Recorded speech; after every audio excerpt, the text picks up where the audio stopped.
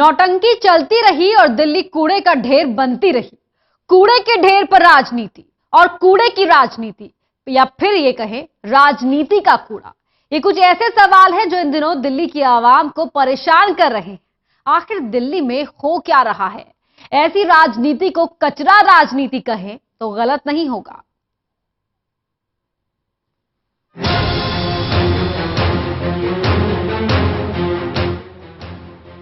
दिल्ली में कचरा और कचरे पर राजनीति या राजनीति का कचरा, ऐसा ही कुछ हो रहा है। दिल्ली में राजनीति कचरे में तब्दील होती दिख रही है।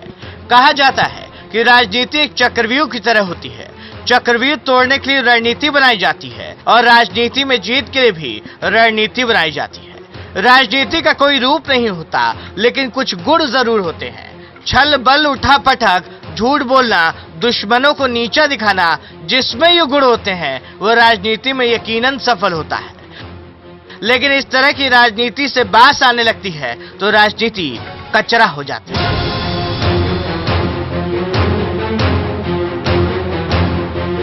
यही कचरा दिल्ली की जनता का हो रहा है। केंद्र और राज्य की लड़ाई में दिल्ली की जनता पिस रही है। केंद्र के खिलाफ मोर्चा खोले केजरीवाल को पार्टी के मोर्चे पर भी लड़ाई लड़नी पड़ रही है। अपनों के साथ खूनमार। फर्जी डिग्री का मामला तो कई मंत्रियों के खिलाफ है, लेकिन केंद्र सरकार ने थोड़ी नजर टेढ़ी कर दी है तो केजरीवाल सरकार की किरकिरी हो रही है। जितेंद्र सिंह तोमर की फर्जी डिग्री को लेकर दिल्ली में बवाल मचा था। उस समय केजरीवाल ने तोमर को क्लीन चिट देने का काम किया और मंत्री पद से भी उन्हें नहीं हटाया। तोमर की फर्जी डिग्री का मामला केजरीवाल से होते हुए कोर्ट, लेफ्टिनेंट गवर्नर से लेकर राष्ट्रपति तक पहुंच गया, लेकिन केजरीवाल टस से मस नहीं हुए, क्योंकि केजरीवाल की राजनीति अलग तरह की होती है। जो उनके भक्त नहीं होते उन्हें छोटी गलती पर ही पार्टी से बाहर का दरवाजा दिखा देते हैं। जो भक्त होते हैं उनके लिए 7 खून माफ किए जाते हैं। मनीष सिसोदिया का कहना है कि पूर्व कानून मंत्री जितेंद्र तोमर ने खुद को बेगुनाह साबित करने के लिए सीएम केजरीवाल को भी धोखा दिया था। तब तोमर को लेकर केजरीवाल की किरकिरी शुरू हुई तो पलटी मारने में देर नहीं की। ये केजरीवाल सरकार की पुरानी नीति है। पहले गलती करो फिर माफी मांगो। पहले वो बेटे बेटियों की कसम खाकर काम करने का दावा किया कि कांग्रेस के समर्थन से सरकार नहीं बनाएंगे, फिर कांग्रेस के समर्थन से सरकार बनी। बीच में ही दिल्ली की मुख्यमंत्री की कुर्सी से इस्तीफा देकर लोकसभा चुनाव लड़ने के लिए चले गए थे। लोकसभा में हार हुई तो दिल्ली की जनता से माफी मांगकर दिल्ली के चुनाव में कूद गए। यही नहीं, पत्नी से मारपीट के मामले में उनके विधायक और पूर्व कानून मंत्री सोमनाथ भारती फंसे हुए हैं। कुमार विश्वास पर एक महिला ने आरोप लगाया कि उनकी वजह से वो सड़क पर आ गई, लेकिन केजरीवाल चुप्पी साधे रहे। केंद्र का गुस्सा किस पर? केजरीवाल नरेंद्र मोदी से टक्कर नहीं ले पा रहे हैं और यही वजह है कि अपने गुस्से का इजहार दिल्ली के नगर निगम के कर्मचारियों पर उतार रहे हैं। कर्मचारियों को बकाया राशि और सैलरी नहीं मिल पा रही है, जिसकी वजह से कर्मचारियों ने कूड़ा उठाना बंद कर दिया। जो केजरीवाल चुनाव के दौरान लंबे चौड़े दावे किए करते थे, अब उसी सरकार के नाक के नीचे दिल्ली वासी कचरे के दुर्गंध में रहने को मजबूर है। केंद्र सरकार भी इसमें कम जिम्मेदार नहीं है। जब ट्रांसफर से पोस्टिंग के मामले में कानूनी किताब के सहारे केंद्र सरकार दिल्ली सरकार को फरमान जारी करती है, तो दिल्ली में हो रहे कूड़े कचरे पर क्यों कदम नहीं उठाती और क्यों चुप है? आखिर जंग से जंग क्यों? दिल्ली के लेफ्टिनेंट गवर्नर नजीब जंग और दिल्ली के मुख्यमंत्री अरविंद केजरीवाल की नुरा कुश्ती चल रही है। केजरीवाल चाहते हैं कि दिल्ली के जरिए केंद्र पर नकेल कसी जाए, वहीं केंद्र सरकार ने भी उनके पर कतरने का काम शुरू कर दिया है। इसी जंग पर हाईकोर्ट में सुनवाई पर दिल्ली सरकार को थोड़ी राहत मिली, लेकिन केंद्र सरकार हाईकोर्ट की टिप्पणी के बाद सुप्रीम कोर्ट चली गई और सुप्रीम कोर्ट से केजरीवाल को झटके लगे। लेकिन केजरीवाल हार मानने के लिए तैयार नहीं है। जंग का मतलब यह है कि इन दिनों दिल्ली में 2 गृह सचिव हैं। एक है धर्मपाल, जिन्हें नजीब जंग ने चुना है।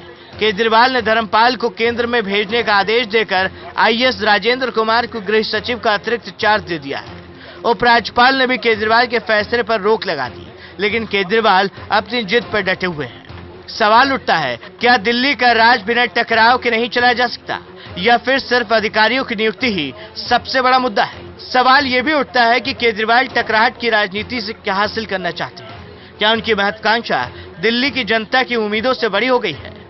लेकिन केजरीवाल को भूलना नहीं चाहिए कि दिल्ली में 15 साल राज करने के बाद कांग्रेस जीरो पर आ गई है और केजरीवाल इसी तरह की राजनीति करते रहे तो उन्हें जीरो तक आने में 5 साल का वक्त काफी है और उनकी महत्वाकांक्षा कचरे के ढेर के नीचे दब कर रह जाएगी। Delhi desk, total news. Delhi में एमसीडी की हड़ताल से जहां सियासत चमकाने का मौका मिला तो वहीं इसके साथ ही एक नौटंकी और शुरू हुई। इस नौटंकी में एक और रंग दिखाई दिया। दिल्ली में ईस्ट एमसीडी कर्मचारियों ने कांग्रेस के उपाध्यक्ष राहुल गांधी से मुलाकात कर उन्हें शुक्रिया कहा तो कांग्रेस ने भी देर नहीं की इस हड़ताल को खत्म होने का श्रेय अपने सिर बांधने की।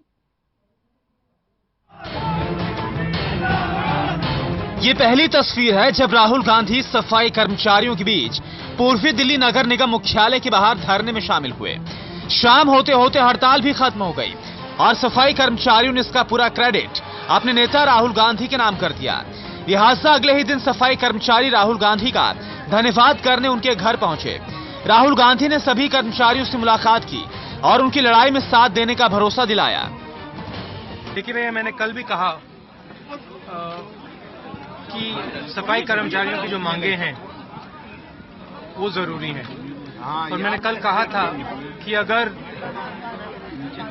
बीजेपी कहती है कि आपकी जिम्मेदारी है, आप कहती है बीजेपी की जिम्मेदारी है, तो मैंने कहा था कि जहां भी इनको जरूरत पड़ेगी वहां मैं इनके लिए खड़ा हूं।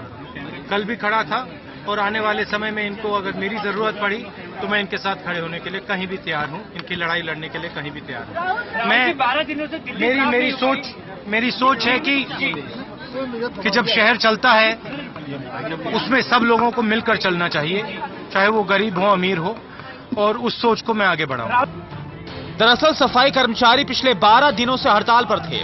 पूर्वी दिल्ली के हर चौक चौराहे और गलियों में कूड़े का ढेर लग गया।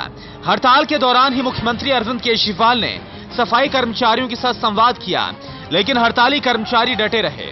आखिरकार दिल्ली सरकार की ओर से एमसीडी को पैसा रिलीज करने के बाद संकट खत्म हुआ, लेकिन इसमें भी कुछ दो राय नहीं कि राहुल गांधी के पूर्वी दिल्ली नगर निगम दफ्तर पहुंचने के कुछ ही घंटों में हड़ताल खत्म होने का ऐलान हो गया।